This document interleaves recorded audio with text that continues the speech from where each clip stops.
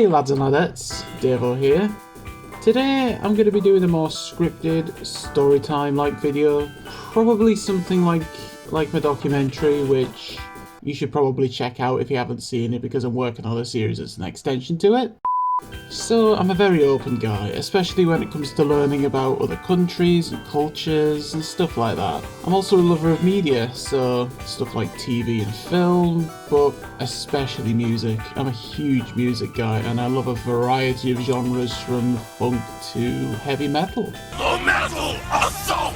And of course, I've listened to many different bands and artists from all over the world. So today I'm basically gonna talk about my story of discovering all these different artists from around the world and just my experiences and some of the artists that I've found and I've been drawn to. So yeah, I don't really know what else to say about this video, but it's just gonna be a fun little story time explanation thing. So yeah, let's get started then.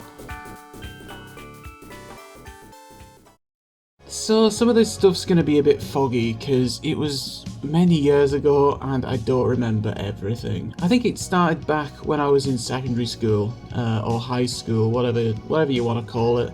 And through my time on YouTube I learnt about the tragic story of Yukiko Okada, a Japanese pop idol who took her life at the young age of 18. While her case was extremely tragic, at the same time I kind of fell in love with her songs. I was already a sucker for 80s music thanks to my parents, but I found it refreshing to hear something new like this. Yeah, it was in another language and I had no chance of singing along, but I didn't care. It was more about the sound to me than understanding the lyrics and what they meant. So it would be a while until I continued my musical travels, but in 2016 I discovered an unusual and somewhat unknown genre of music Called Vaporwave. It's a very unique genre that I can't really explain. One thing I noticed with a lot of these tracks was their clever use of samples, kind of like the creative ones used by Daft Punk. So I was listening to these tracks and learning where the different samples came from, and I heard this funky beat in Macross 82-99's New Dawn. That's where I discovered the man, the myth, the legend, Tatsuro Yamashita. The sample used in New Dawn came from his song Merry-Go-Round, an absolute funky banger which led me to go on to discover more of Yamashita's catalogue.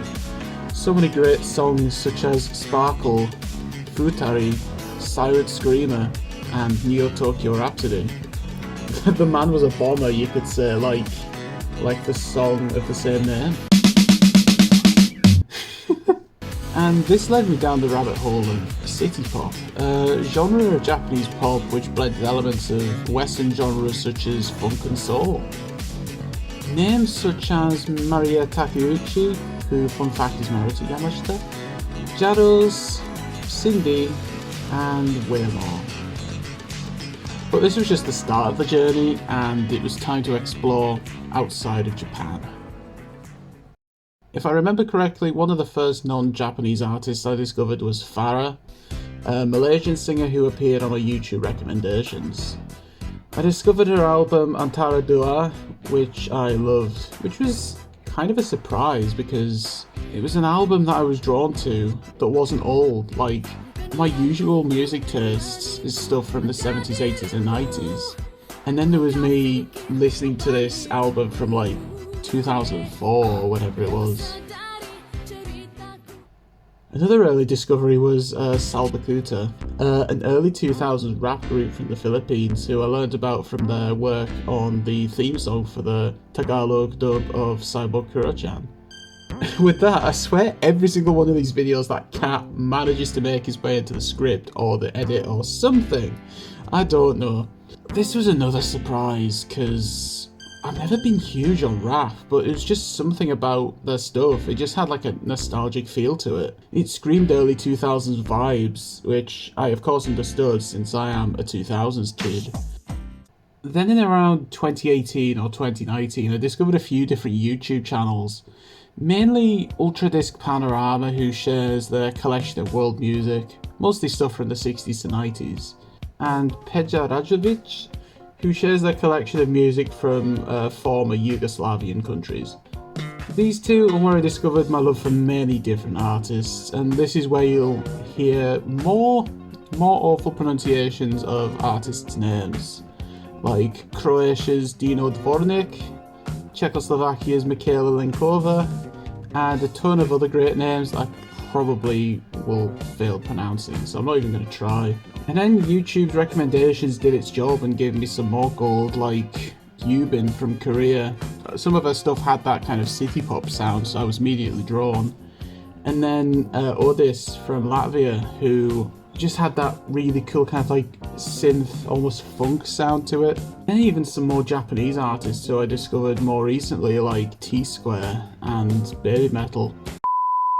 The latter of which I've heard about from a friend from university, and I need to gush about Baby Metal for a second, because whoever had the idea of blending J-pop and power metal, thank you, because this shit shouldn't have worked, but you made it work in a weird way, and I love every second of it. It's just, I don't know.